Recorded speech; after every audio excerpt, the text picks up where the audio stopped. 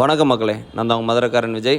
இன்றைக்கி எந்த கோவிலுக்கு வந்திருக்கோம் அப்படின்னு சொன்னால் திருக்கோவிலூர், அதாவது உலகளந்த பெருமாள் கோவில்னு சொல்லுவோம்ல, அந்த ஊருக்கு தான் வந்திருக்கோம். இது தென்பெண்ணையாறு தான், அந்த லாங்கில் இருக்கிறது தான் அந்த கோவில். ஓகே மக்களே, இது என்ன கதை அப்படின்னு சொன்னால், மகாபலி அப்படின்ற ஒரு அரசன் வந்து நான் தான் தர்மத்தில் சிறந்தவனாக இருக்கணும் அப்படின்னு சொல்லி ஒரு பெரிய யாகம் ஒன்று நடத்தியிருக்காரு.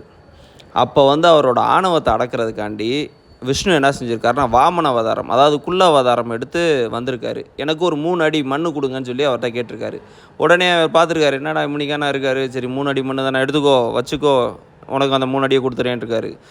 உடனே இவர் விஷ்ணு வந்து அவதாரம் எடுத்து என்ன செஞ்சுருக்காருன்னா, ஒரு அடியை பூமியிலையும் இன்னொரு அடி ஆகாயத்துலேயும் வச்சுட்டு 3ஆவது அடியை எங்கே வைக்கன்னு கேட்டிருக்காரு. இவர் உடனே புரிஞ்சுக்கிட்டு சரி என் தலையில் வைங்க அப்படின்னோட்டையும் தலையில் வச்சு அமைக்கிட்டார் பூமிக்குள்ளே.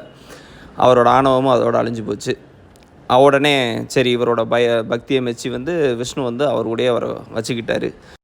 இந்த கோயிலில் வந்து 2 ஸ்பெஷல் இருக்குது. ஒன்று என்னென்னா, வலக்கையில் சங்கம், இடக்கையில் சக்கரமும் ஏந்தி நிற்பார். இன்னொன்று வந்து சிவாலயங்களில் மட்டும்தான் சுற்றுப்புறத்தில் விஷ்ணுவும் துர்க்கையும் இருப்பாங்க. ஆனால் இங்கே அப்படி இல்லை. 108 திருப்பதியில் இங்கே மட்டும்தான் பெருமாள் சன்னதி பக்கத்துலேயே துர்க்கை அம்மனும் இருக்காங்க. 2 பேரையுமே நம்ம ஒரே இடத்துலேருந்து நம்ம சாமி கும்பிட்டுக்கலாம். ஓகே மக்களே, இதோட இந்த வீடியோ என் பண்ணிக்கிறேன். நன்றி, வணக்கம்.